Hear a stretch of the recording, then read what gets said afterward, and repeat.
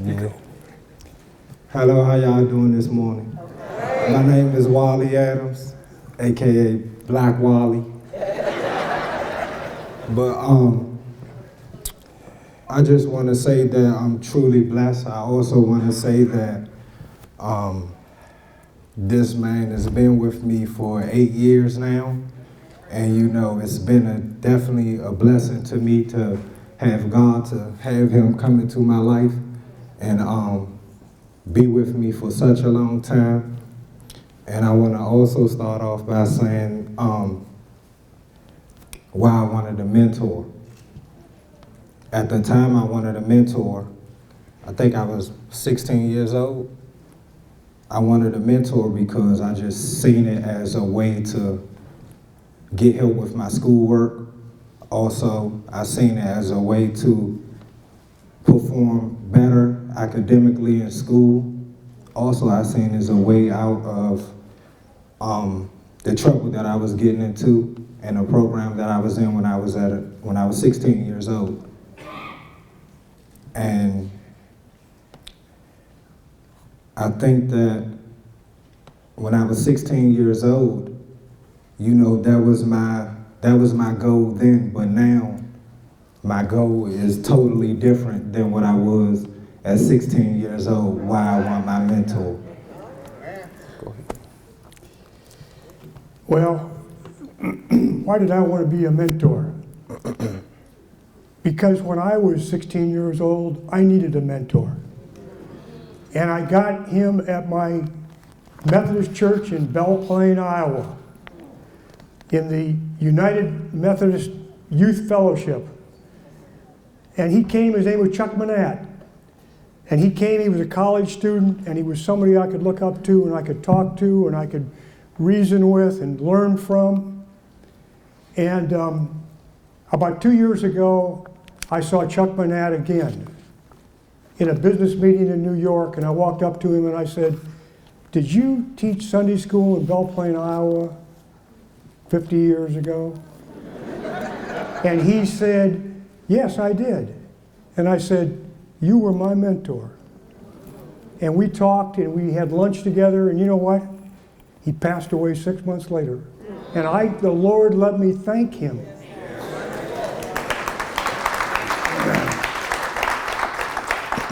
So what was our first impressions when we met?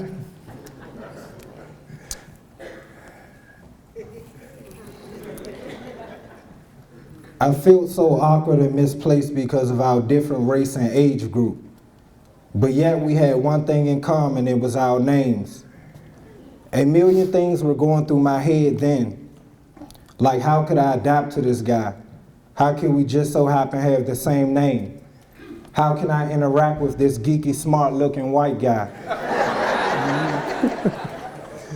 What are my black friends going to think of me?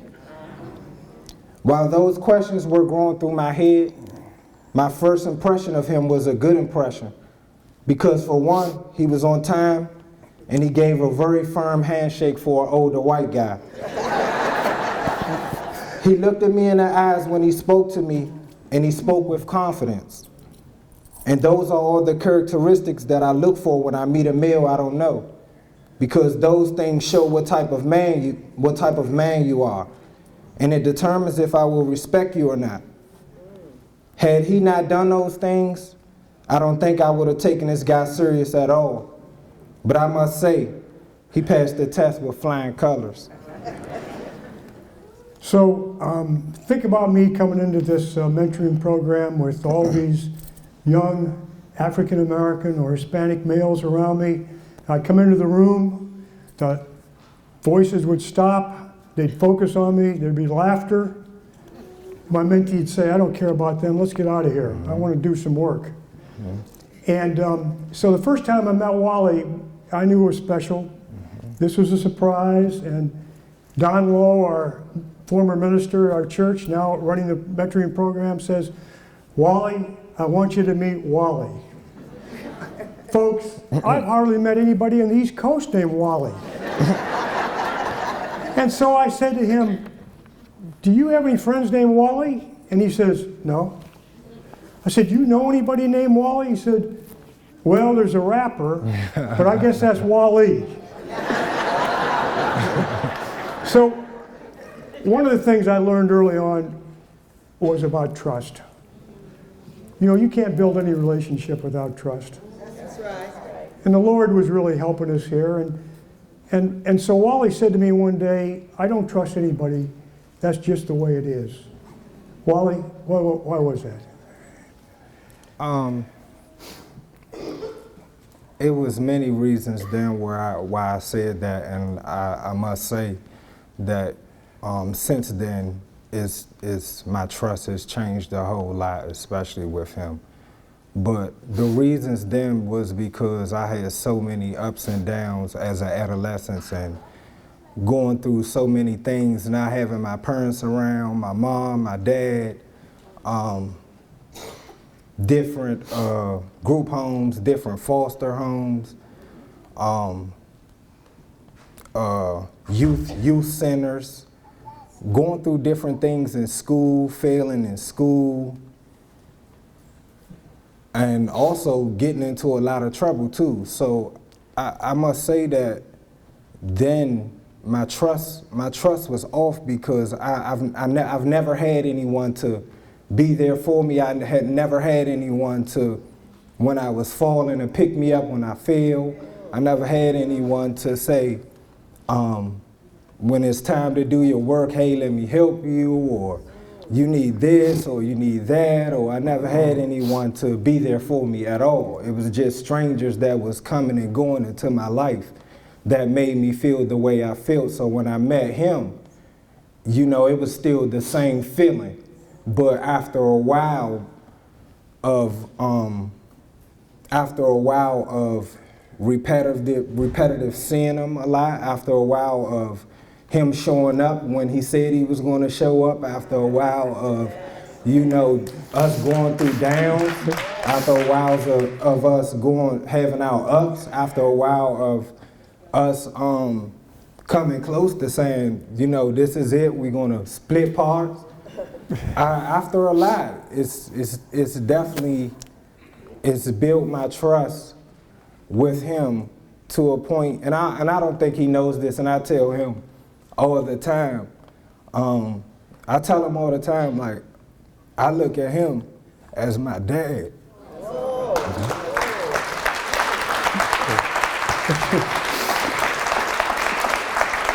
And I say that because, you know, you've definitely shown a lot of things that a dad to a son would show.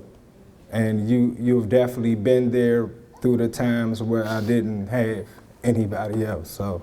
Yeah.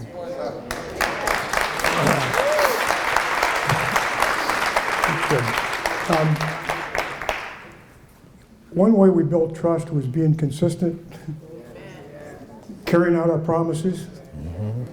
In the mentoring program, the lead mentor would call and say, are you coming today? Because your mentor is saying, is my mentor going to be here? Your mentee is saying that. But the other thing is, you know, young men and old men can connect over sports and over food and over building something. It's hard for males to talk, just sit down and talk. So we did a lot of stuff, and one of the things that Wally got into was boxing. And we went on boxing trips together, and he did a great job. And this book is all based upon going to the gym. And Buddy would yell out every time we walked in, hey, it's Black Wally and White Wally. And everybody in that gym would stop for a minute and look at us and say, wait, hi. And so we got tremendous support there. We had a lot of fun together, and a lot of that jokes were on me. But I will tell you, one time I was taking Wally to get his driver's license, take his test, and we're down in Woodbridge? Waldorf, Maryland. Yeah, Waldorf. we're driving down the road, and I'm lecturing him about what he's got to do to pass this test. And I make a left turn, and I go down the wrong side of the road. So I get on the wrong side of the road, and Wally says, "You're on the wrong side of the road." And I said, "I know it, I know it."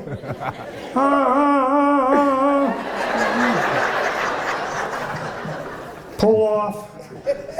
The young policeman, I see him back in there, he's checking everything, see if everything's okay.